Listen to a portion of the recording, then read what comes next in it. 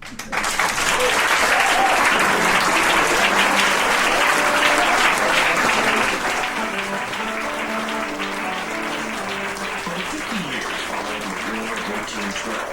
lifeline of the United States was the sea. Railroads were almost unknown. Overland roads to the young nation's interior non-existent. Only the great sailing ships linked the busy New England states with the rich Mississippi Valley and its growing demand for manufactured goods and for luxury items from Europe. But along this vital lane of commerce lie the dangerous reefs of the Florida Keys that run in a long line of destruction from Cape Florida to the Tortugas. Nothing in nature is more powerful than the hurricane. The terror of being helplessly tossed by the awesome power of the sea onto the jagged teeth of a coral reef. The great waves thrusting the heavily laden, all but helpless tall ships high on the reef, grinding them viciously on the sharp coral and tearing their hulls to shreds. Here in the Straits of Florida, storm-riding men in their frail schooners, the wreckers of Key West, stood guard beside America's lifeline, fighting the winds and the perilous seas to reach the wrecked vessels to save lives, as well as the valuable cargo, reaping the profits of the wild wind. These rugged men working under the most hazardous conditions were sometimes lost to the storm, crushed between ships, or trapped when diving into a hole. The world called them wreckers, and some held them in slight regard.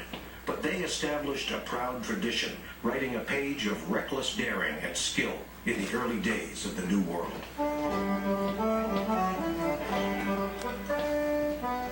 By 1825, the United States controlled the territory known as Florida, and Congress made it illegal for vessels to transport goods salvaged from Florida reefs to foreign ports. The harbor at Key West had not gone unnoticed.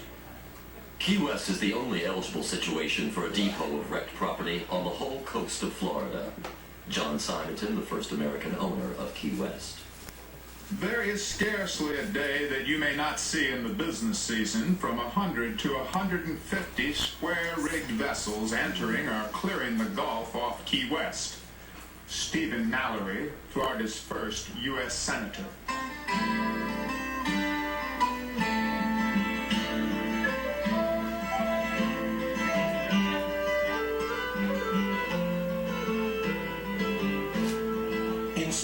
When the storms were numerous or severe, the wreckers of Key West would salvage as many as 50 to 75 ships, covering in cargoes as much as $2 million, with the courts awarding the wreckers over $400,000 for their share.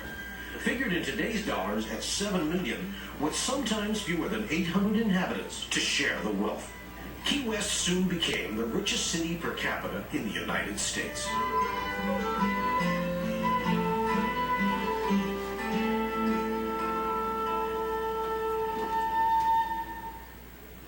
Conditions, passage through the Florida Straits between Key West and Cuba was a treacherous maneuver, even for the most experienced captain.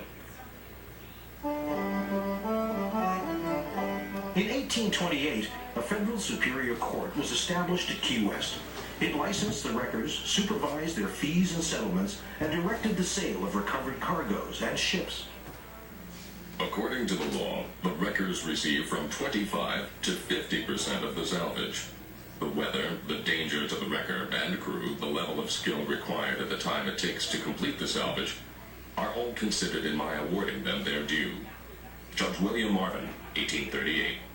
But from the lips of disgruntled owners or careless captains, stories abounded about wreckers engaging in unscrupulous practices by luring unsuspecting vessels onto the reef with false lights from the shore, which some claimed to mistake for navigational guides. I had heard of the cruel and cowardly methods the wreckers employed to lure vessels of all nations to the dreaded reefs, so that they might plunder the cargoes and rob the crews and passengers. How different, thought I, is often the knowledge acquired by a personal observation from that obtained by a report. John James Audubon, Key West, 1832. The owner has lost a great deal of money. So when the captain gets back to New York or wherever his home is, and his boss says, what happened? He's not going to say, well, I got lost or I couldn't control the ship in a storm. He's going to tell his boss, say, these guys moved the light on me, and that's the reason I hit the reef. They are the instruments of saving an immense amount of property, which without their exertions would be wholly lost. And so far as their conduct in rendering these services, it has, but with few exceptions, been found correct, meritorious, and praiseworthy. If they have committed any offense against honor or justice, instantly I take from them their license. Judge James Webb, Key West's first federal judge. After Key West was declared a port of entry by Congress, merchants saw opportunities to make fortunes in buying and selling wrecked ships and their cargoes, as well as outfitting wrecking schooners. Warehouses and large ships' chandleries sprang up along the waterfront. A self-sufficient, boisterous, and wealthy community quickly took shape around the harbor.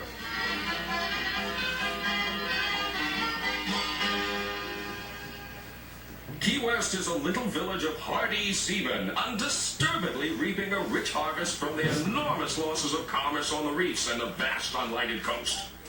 Florida Governor William P. Duval. Rich cargoes of wrecked ships filled the docks and bulged the salvage warehouses.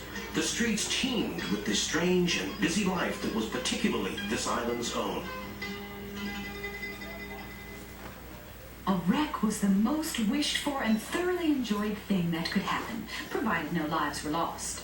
The men all went to the wreck whenever Providence, bad machinery, and worse navigation sent us one. And then it was that the women had a good holiday, inasmuch as they all got together for company. Mary Monroe, 1880. Just as the sea cast up the city's livelihood, so too it had cast up the island's population. They became Key West's society. It was a cosmopolitan city with a mixture of people and customs rivaled only by New Orleans. Cockney-speaking wreckers from the Bahamas, lean Connecticut fishermen, courtly silk-hatted underwriters and ships agents from Virginia and Charleston, maritime lawyers from Mobile and New York, Cuban lottery ticket sellers, swarthy Spaniards, turtlers from the Tortugas, Bahamas freemen and black slaves, and naval officers. Trying to gain every advantage, the wreckers built high lookouts or observatories, some over 90 feet in height. The most remarkable edifices in Key West were the Latine Towers, tall, airy-looking structures of wood, from whose dizzying heights the reef could be seen for miles. The mood of this small, easygoing southern town could change completely as the battle cry for action was heard from a wrecker's lookout.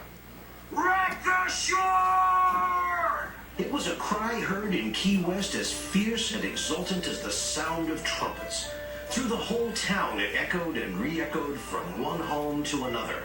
Wreck ashore! From one throat to another, flying on the wind it seemed, clear across the key, from the Gulf of Mexico to the Atlantic Ocean. Wreck ashore! Wreck ashore! Father, wreck ashore! Clarky! Who's hollered? I don't know. But it sounds to me like... Wreck